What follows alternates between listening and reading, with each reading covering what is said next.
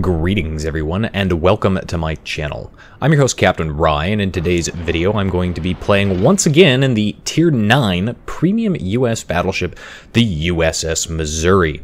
Now I know I'm breaking a little bit from convention and not having a subscriber replay this week, but that's partly to do with the fact that I am, of course, away from my home.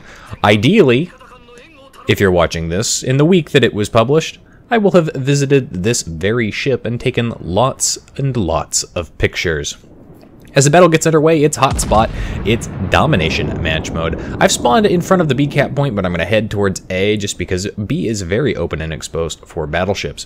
Broadside Moskva out there. It is a tier 10 maximum game, and that Moskva is going to go ahead and contemplate his life choices about specifically being broadside on to a bunch of battleships.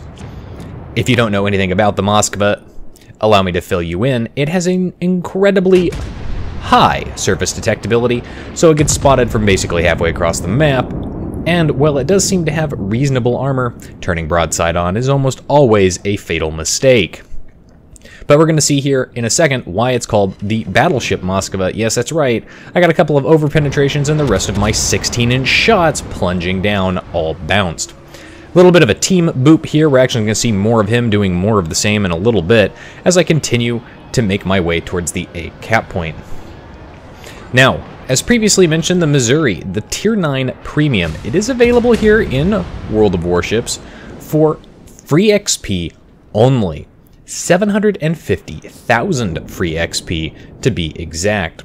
Of course, you can buy gold and convert free XP. This is fairly expensive, but you can also just earn free XP by playing the game. Additionally, a good way to earn some free XP is to select the flag loot crates, because there's a chance of having up to 1,000 free XP drop in those crates. I popped my radar here because there's something at A that's capping. I'm not sure where in A he's capping, and I kind of figured I was close enough that I might be able to catch him out in the open, but it doesn't look like that's the case as I push up in here into the A cap point. You can see here only at the very last seconds does that destroyer pop up, which is kind of unfortunate. Now I do have my secondaries flagged on him, so they go ahead and start opening up as he's briefly detected there. And manual secondaries for the win. Look at that. Managed to hit one of them with just the few shots they fired.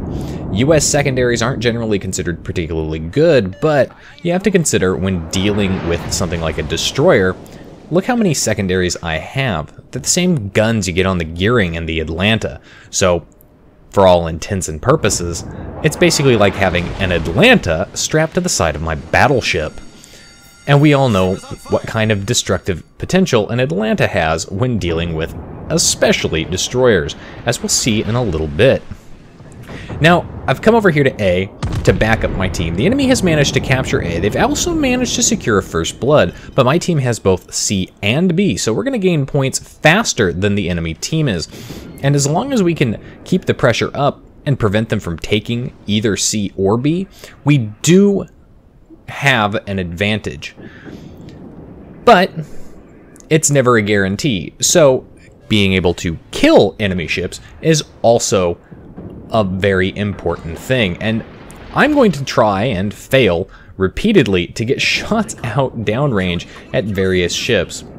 If there's one thing I've learned about the Missouri, it's that while it does have 16-inch guns, they, for whatever reason, seem to lack certain penetration qualities, especially when shooting at battleships. So anytime you see me playing the Missouri, I will almost always prioritize shooting at cruisers because I know my shots will penetrate and I'll cause a significant amount of damage even if I don't manage to citadel them, versus something like a battleship where I might not even manage to penetrate.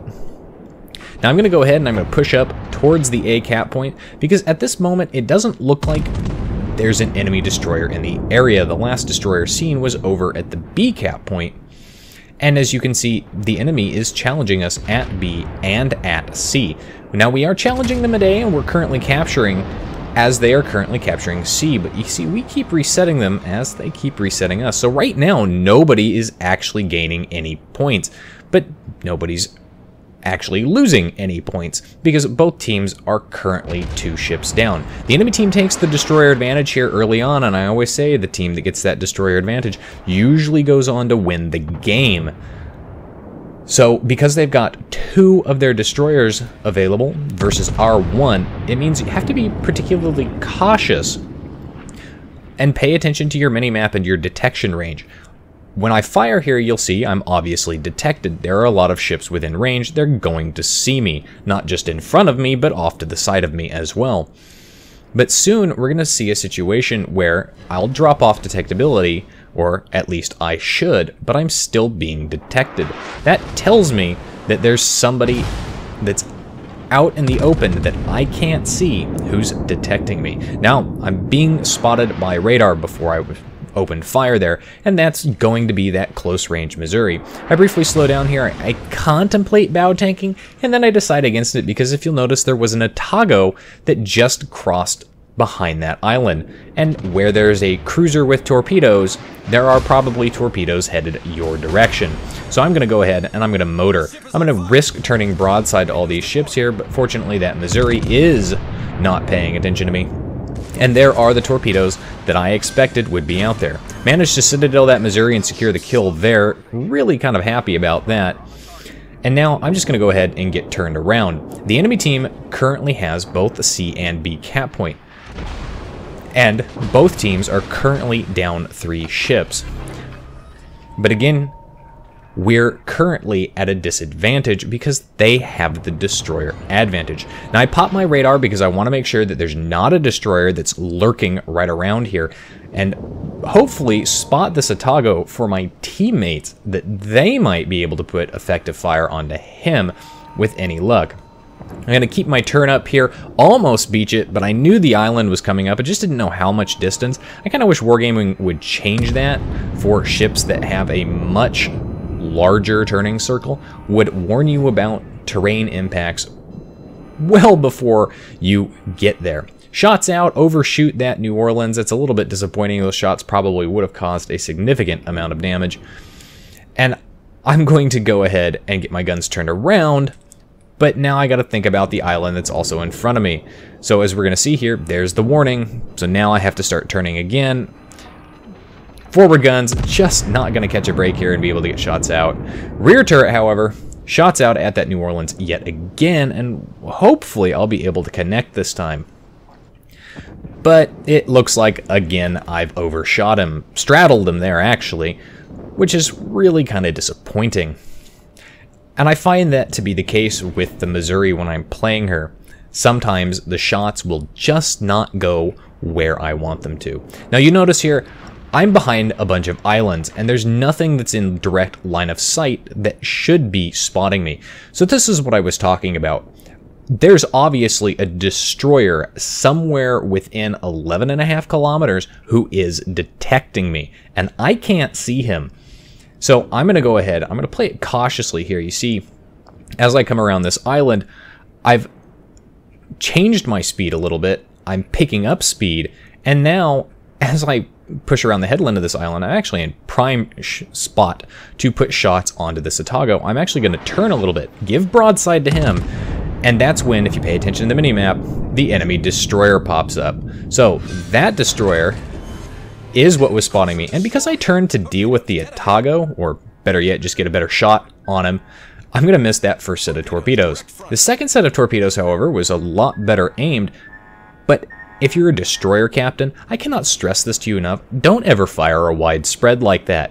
You've basically just gave me an easy, passable channel to sail right through and avoid taking hits.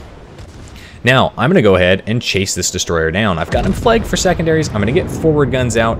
Rear guns are coming around here, and you'll notice I turned my ship, not the guns, to get the rear turrets back that direction.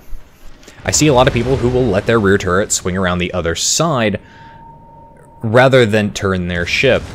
If there's no risk of torpedoes, go ahead and make that turn.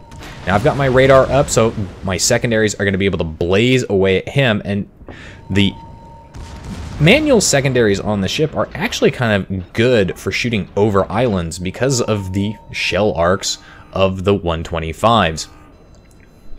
Our radar's going to run out here in a second, but he's behind an island. Now, if he was a smart destroyer captain, what he would do is he'd use that island for cover, and he'd rush up and run around the other side of that other island, and basically just get the hell out of Dodge. Come back and try to torpedo me at range, at distance, especially while I'm preoccupied shooting at something like a New Orleans that's off in the distance. But you can see here, I fired, and I'm detected again. So that destroyer captain did not, in fact, run away. And as a result of continuing to push around this island, he's well within detectability. So my secondaries are going to go ahead and open up on him. I'm starting to get my guns turned around at him, but look how low health he is. He doesn't have a lot here, so I'm actually not even going to worry about it. There's that wide spread again. Now he fires a narrow spread, but he missed when he fired that narrow spread.